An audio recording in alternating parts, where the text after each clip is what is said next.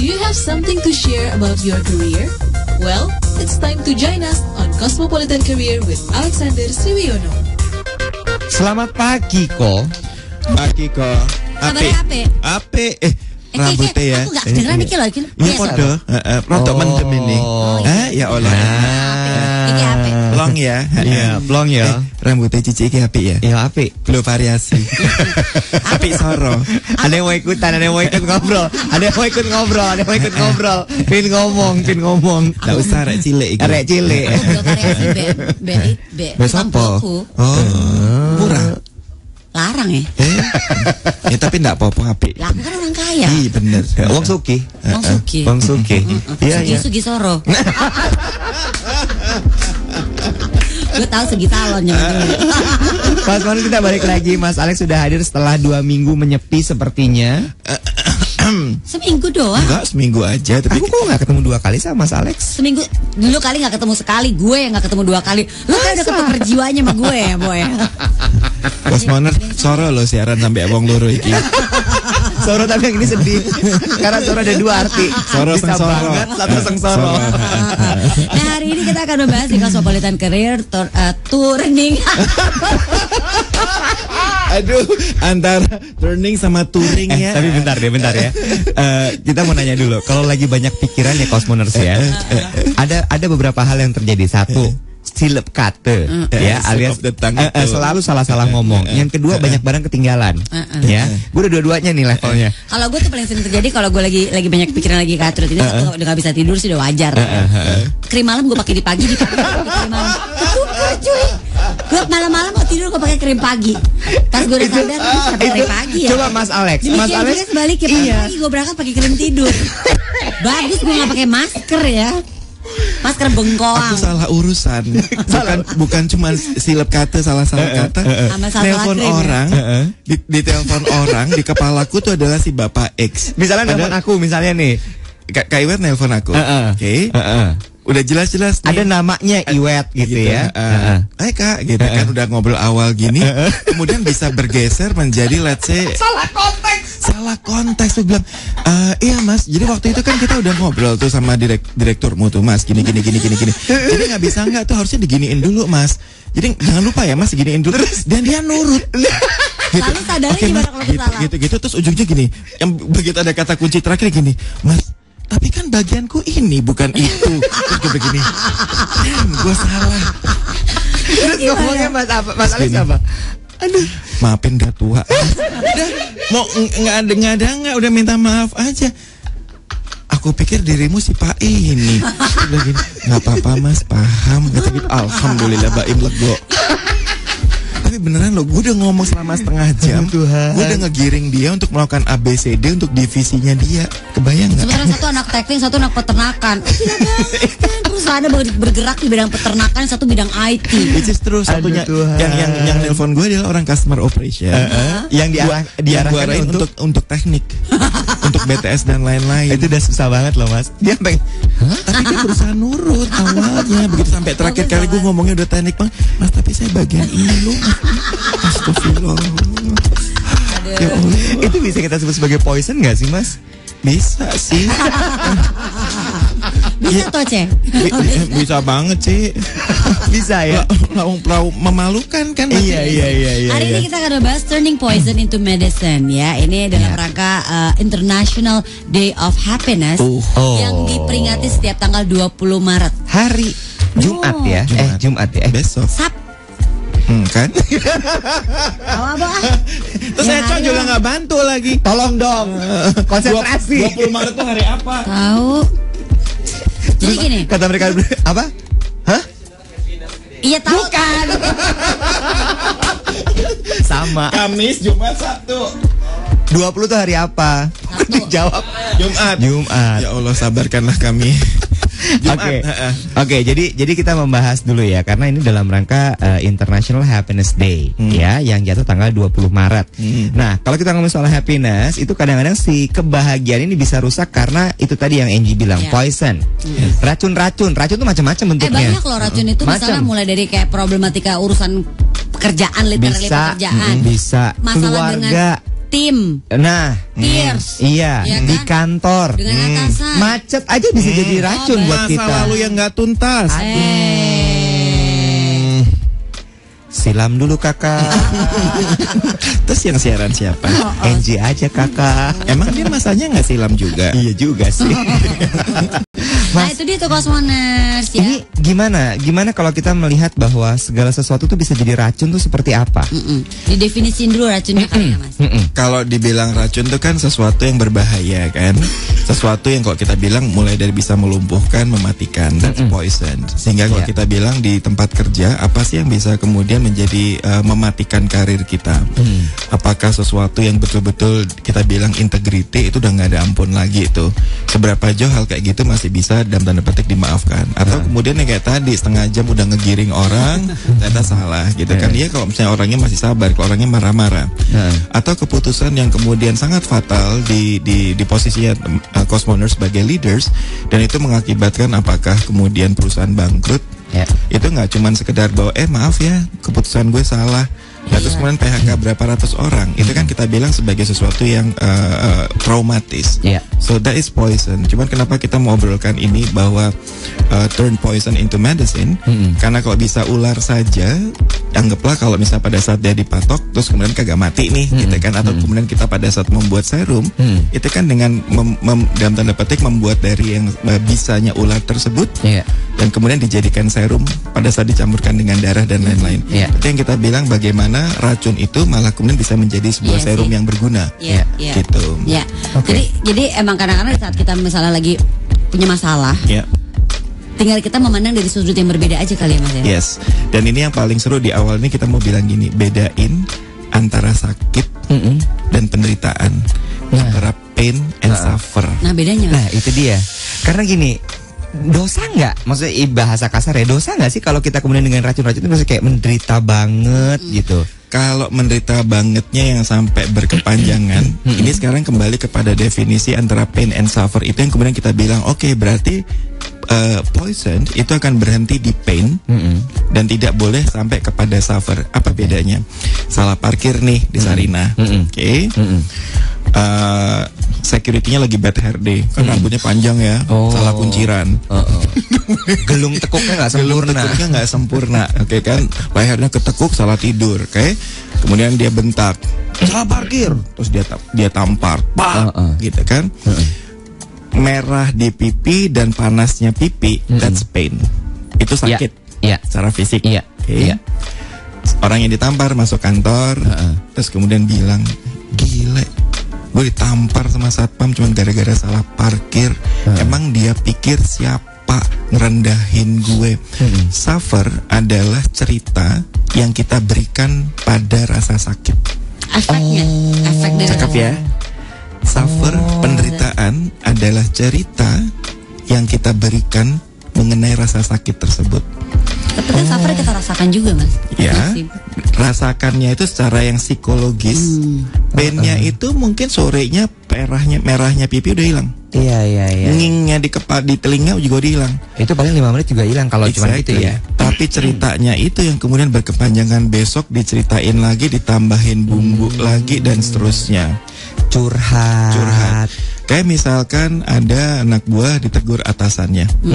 Kalau kemudian hanya kita bilang the pain-nya adalah dia diminta untuk membetulkan laporan, dan laporannya dia betulin cuma setengah jam.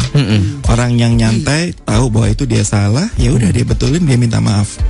Tapi buat orang yang nggak asik nih, nggak mateng nih, dia bilang gini, belagu amat tuh, mentang-mentang bos lah. Emang lu lebih pintar, cuman gara-gara lu lebih tinggi aja posisinya. Ngomong yang merepet, yang panjang lebar mengenai bahwa dia disuruh ngulangin report itu yang kita bilang suffer. Dia bikin penderitaan mengenai dirinya sendiri. Berarti Mas, pain adalah sesuatu yang mungkin tidak bisa dielakkan. Tapi kalau suffer adalah sesuatu sebenarnya pilihan. We choose suffer or not. Kalau orang di PHK gara-gara bahwa perusahaannya memang sudah bangkrut, emang mana ada perusahaan yang mau bangkrut? Nggak ada kan? Tapi bahwa kemudian dia teriak-teriak nih, gue jadi korban yang paling terzolimin seluruh dunia, that's suffer. So be careful dengan cerita yang kita berikan pada pain yang kita alami. Kita break dulu sebentar. Setelah ini kita kembali lagi, jangan kemana-mana. Oke, kita balik lagi ngobrol sama Mas Alex. Mas Alex yo. Yo, Mas. Apa? Nih tadi kan kita sudah membahas soal membedakan antara sakit Pain and suffer. and suffer. Yes. Banyak orang yang kemudian kadang-kadang gini. Ini sebabnya kenapa kemudian kadang-kadang gue memilih untuk tidak cerita. Karena ketika ada sesuatu masalah, Ya. rasain sedikit, abis itu oke, gue cari solusinya. Kalau Ya. belum, gue coba untuk simpen dulu. Ya. Karena kalau dicurhatin, Ya. jatuhnya berkepanjangan. Ya. Kalau aku, Tapi ya. ada orang yang Nah, merasa bahwa ini betul. kan pain of part of suffer gitu. nah, kan. itu Ya. gimana Mesti caranya? dikeluarin dulu Ya. supaya plong dan hilang Atau gitu. gimana tuh sebenarnya Mas seharusnya? Karena kan tiap orang nggak bisa Iya, disamain iya. kan. Sekarang pahami dulu bukan masalah boleh atau tidak bercerita, tetapi mengapa bercerita dan tujuannya apa. Mengapa Gimana? dan tujuannya apa. Oke. Kalau kita bilang bercerita tapi tujuannya adalah untuk minta dikasihani. Kan ada kan? Lo tau gak sih gini gue tuh sakit banget, tau gak sih gitu. Dia pada saat bercerita Bener Mas, copot aja itu budinya. adem ya. Adem ya. Oh ya. Oke, boleh dipakai lagi. Masa ini lo nyentrong gitu. Boleh fokus lagi Mas. Boleh. Ada orang yang ingin dikasihani. Ingin dikasihani. Jadi Cerita. tujuan dia bercerita adalah untuk minta dikasihani, gitu kan? Sekarang kalau minta dikasihani dan dia bercerita pada orang yang saklek, yang kemudian juga alah gitu aja lu ramein, ya kan? Bisa jadi bahkan itu kemudian dia membuat selesai makin sakit. atau makan sakit. Iya. Ya karena tujuannya juga salah, minta dikasihanin. Ya. Atau kemudian bahwa pada saat dia mulai memahami, kayak tadi Kak Iwet bilang, dengan gue cerita, itu kayaknya gue nggak bisa yang lebih netralisir dulu perasaan deh. Iya. Jadi mendingan nggak gue ceritain dulu. Iya. Pada saat itu udah nggak kena di perasaan gue, baru gue bisa cerita dengan netral. Iya. Itu kalau kita bilang pemahaman masing-masing orang. Iya. Tetapi ada orang yang memang pada saat dia bercerita, tujuannya apa? Untuk ngurangin rasa. Sakitnya. Dan yang kedua adalah untuk dapetin sudut pandang orang lain. Oke. Ya nggak apa-apa. Iya, iya. Gitu. Jadi sekali lagi pahami tujuan bercerita dan jangan salah milih orang ya. Iya. Salah milih orang yang pertama. Ada orang yang kemudian memang diva banget, segala sesuatu harus mengenai dia. Pada saat kemudian bilang, gila gue dimarahin. Gue juga pernah tuh. Iya. Baliknya ke dia lagi. Iya. Ya kan? Terus gini, lah terus gue kan mau cerita gitu kan. Itu belum seberapa tuh gitu kan. Yang kedua Iya, adalah benar. Lo pernah ngalamin gitu, Bo? Gue pernah tuh, gue gini. kenapa jadi fokus ke dia gitu kan. Di situ aku merasa sedih. Aku merasa sedih. Jangan. Di situ kita harus merasa tolol. Karena salah pilih orang. Oke, lu camkan itu, Bo. Camkan. Ya hati-hati tuh. Itu pernyataan terlalu soro ya. Soro. Ya kudu be careful ya kalau kayak gitu. Be careful. Yang kedua adalah salah pilih orangnya adalah orang yang tipenya pamperingnya nggak bener, yang memanjakannya iya. tuh. Udah, emang dia yang salah tuh. Udah. Tidak mengajak kita untuk baru berpikir. Exactly. Kalau kata Mbak Dewi Persik, introspeksi kan. Nggak sebenarnya. bisa introspeksi gitu karena bentar-bentar kayak kemudian kita yang dipeluk segala macem bahwa udah gitu. Jadi sekali lagi dua tipe itu yang harus dihindarin pada saat kita mau lebih bercerita untuk lebih menyelesaikan yang rasa itu gitu Iya. kan. Tapi Mas kadang-kadang kan segala si poison ini Ya. bisa aja terjadi berulang kali gitu. Ya. Walaupun kita nggak repeat order ya, balik lagi gitu loh. Ya Awalnya kan delivery order ya, Iya. tapi kan nomor kita udah disimpan dia ya. Kayaknya Dia datang telepon lagi, dia. telepon lagi, datang lagi. Kan itu satu hal yang kadang-kadang juga terjadi kan, Mas. Iya, Kok kejadian iya. lagi Iya. nih gitu. Sekarang bukan bermaksud menyalahkan. Pada saat ada kejadian yang tidak enak kita alami, kemudian kejadian lagi, yang perlu dipilah adalah itu terjadinya lebih karena kontrol yang ada di tangan kita atau tidak. Kalau itu sesuatu yang masih ada kontrolnya di tangan kita, berarti PR kita sebelumnya itu belum kita lakukan. Sebelumnya terjadi yang nggak enak, ternyata terulang lagi, yang harusnya bisa kita antisipasi atau kita pelajari untuk tidak terjadi lagi. Tapi kalau itu kontrolnya di tangan orang lain, gitu kan, Nah, itu tuh. yang bisa kita lakukan tuh lebih memahaminya ini, Cosmoners. Ada orang yang disebut dengan trauma, depresi dan lain-lain itu kalau beberapa tipe. Tipe yang pertama adalah kejadian yang betul-betul di luar batas kemampuannya dia untuk dia terima. Satu kejadian saja itu bisa membuat dia break, bisa membuat dia trauma hanya dari satu kali event. Atau juga ada kejadian yang sebetulnya nggak yang sampai heboh-heboh banget tapi terjadinya beruntun. Suami sakit, dimarahin atasan, kemudian klien marah-marah. Berarti kata kocokan arisan lagi dapet nih, lagi keluar nih kocokan arisan dapet itu beruntun di dia semua tuh di satu hari. Itu juga bisa kemudian Itu iya ya. terjadi Itu kadang kan terjadi kayak loh. gitu. Kejadian banget, Iya kan? banget. Kenapa harus hari ini semua sih, Benar. gitu kan? Nah, apapun faktor penyebabnya, apakah satu kali yang gede atau beberapa yang berturut-turut, yang sebetulnya kita perlu pahami adalah yang pertama adalah accept, terima bahwa it's happen. Ya udah jalanin aja. Ya udah, hari ini gitu. juga akan selesai kok. Yes, good things Ya, nggak happen, tahu kapan. bad things happen, gitu. Tapi ini udah terjadi, gitu. Dan yang kedua mulai kita pikirin, ingat bukan mengenai apa yang terjadi, tapi bagaimana reaksi kita mengenai apa yang terjadi. It's not about what happened, but it's about the reaction that we give to what happened. Mas Alex. I love you. Ya kan? Karena drama itu terjadi It's pada not saat about what happened. it's not about the reaction. the reaction that we give to the situation that happened. Oh pas banget nih ya mas. Yes, bukan mengenai Iya. kebakaran. Udah kejadian. Hey, It's about the reaction Yes. that we give Yes. after To the situation that to the happened. situation. Yeah, you're right. Share. Benar Guci. Kita break dulu. Oh belum mas? Dikit lagi. Oke. Iya, sedikit. Oke. Yang paling sederhana, kalau kita bicara fakta nih, let's say ada yang kemudian orang tuanya diambil oleh sang kalik, kembali berpulang kepada rumah sang kalik, terus kemudian maki-maki Tuhan. Enggak kan? Enggak gitu kan? Kayak gitu. Doa dulu buat almarhum. Itu kita bilang reaksi yang kita berikan pada apa yang terjadi. Karena bukan mengenai apa yang terjadi. Ya udah meninggal, ya udah kebakaran, ya udah dipecat, ya udah gini, ya udah klien marah. Terus mau gimana? Terus mau gimana? Kita pilih reaksi. Mas Alex? Ada SMS masuk langsung boleh dibacain. Boleh nggak? dong. Dari Bu Gayana bilang gini, good morning Mas Alex, very nice and clear description about suffer and pain, like the way you put it in that context. Iya, Simple ya tadi yang soal pain and suffer. setuju sekali. Reminder yang simple, udah Dapat kalau banget. cerita, kalau lebih sengsara jangan diceritain dulu, gitu kan? Iya. Mas, nih ngomongin soal tadi gitu ya, pain and suffer. Kita harus bisa membedakan antara sakit dengan penderitaan. Yes. Jadi penderitaan itu adalah memberikan cerita kepada si sakitnya. Betul. Lalu kemudian ketika kita mau menambahkan cerita ini boleh, nggak salah untuk bercerita, tapi kemudian juga kita harus paham dulu alasan kita untuk bercerita itu apa. Kalau misalnya alasannya untuk dikasihani, hati-hati, gitu ya. Ini belum tentu mau dikasih. Nah, itu dia. Lalu kemudian kalau misalnya memang pinter gue banget. Terus kemudian juga kita harus memilih mengenai orang yang mau kita ceritain. Gitu, jangan sampai nanti kita salah pilih malah akhirnya tambah beban lagi ke kitanya. Keadaan bahkan Nah, kadang. ini sekarang gini Mas, kalau misalnya kejadiannya justru temen itu yang kita ceritain ternyata justru menambah racun buat kita. Oh iya, itu kan bukan nggak mungkin tuh mas. Bisa, misalnya kayak tadi kita cerita gitu, gue permasalahan gue gini-gini, dia nambahin malah, oh gue pernah lebih parah lagi tuh, malah atau dia ngasih yang perspektif yang kemudian lebih udah keluar aja, gitu kan? Orang boleh ngomong apapun, kita nggak bisa nutup mulut mereka, tapi quote unquote kita bisa nutup telinga kita, walaupun tidak kita lakukan secara fisik. Ya bilang aja, oh gitu ya, thank you ya, udah. Berarti dengan kata lain kita juga yang kemudian harus memprosesnya dengan bilang, oke, kalau itu adalah opininya, tapi kita bilang bahwa kita nggak nyaman dengan apa yang dia sampaikan.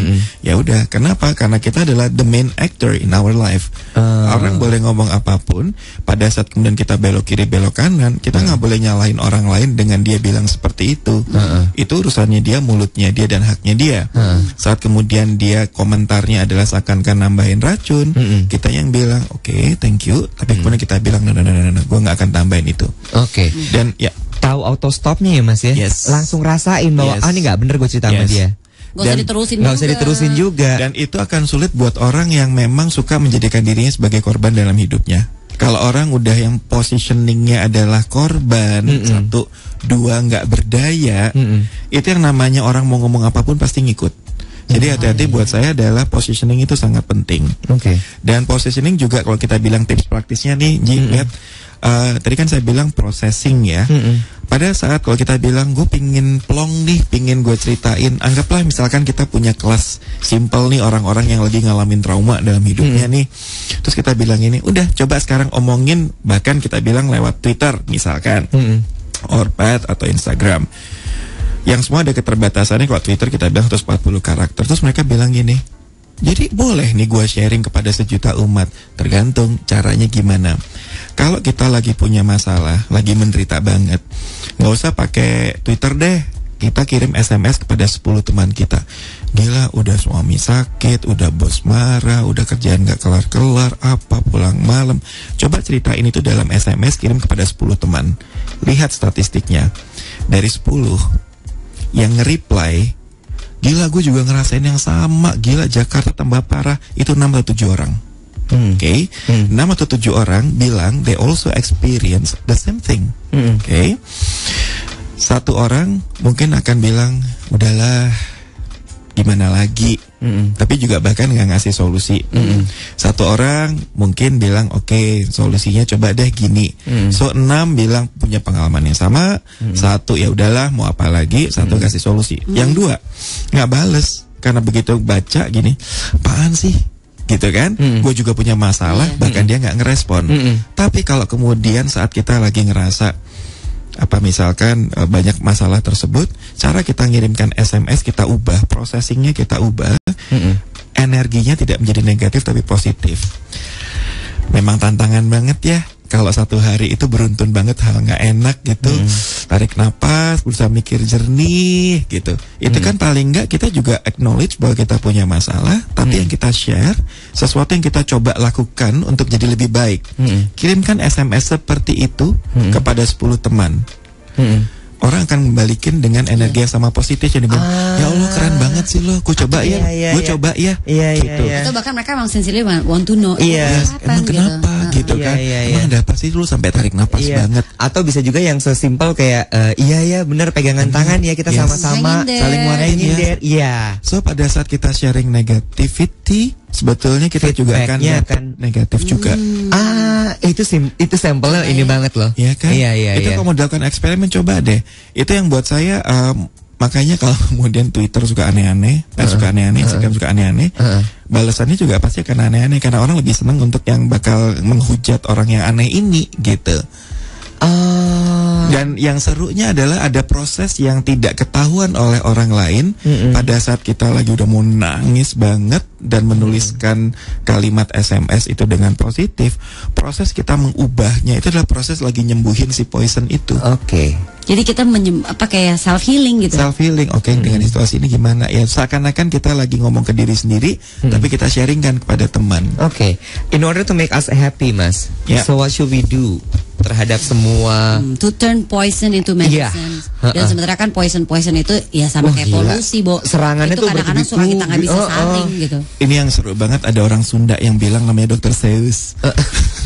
Dari Sunda Dr. Zeus ya. Zeus. Dr. Zeus bilangnya gini. Zeus. Ini beneran Zeus, ini serius. Zeus. Don't cry because it's over. Smile because it happened. Kalau kemudian kita bilang nangisin apa yang udah terjadi, kita bilang it's not about the thing that happened. Karena udah terjadi. How we deal with it. Gitu. Kalau kemudian nangis, lu nangisin yang udah lewat loh. Tapi kalau lu bilang kan udah lewat, karena udah lewat lu senyum dong, kan udah lewat. Itu simple banget. Jadi kalau kita bilang orientasinya jangan selalu melihat ke belakang. Kalau toh memang mau melihat ke belakang untuk mencari strategi apa yang bisa dilakukan untuk lebih baik dan nggak terjadi lagi. Terima kasih banyak Mas Alex. Sama. Minggu depan saya uji loh. Minggu depan. Oke. Siap. Bye, Lembu. See you next week. Career with Alexander Sriwiono is presented by 90.4 Cosmopolitan FM.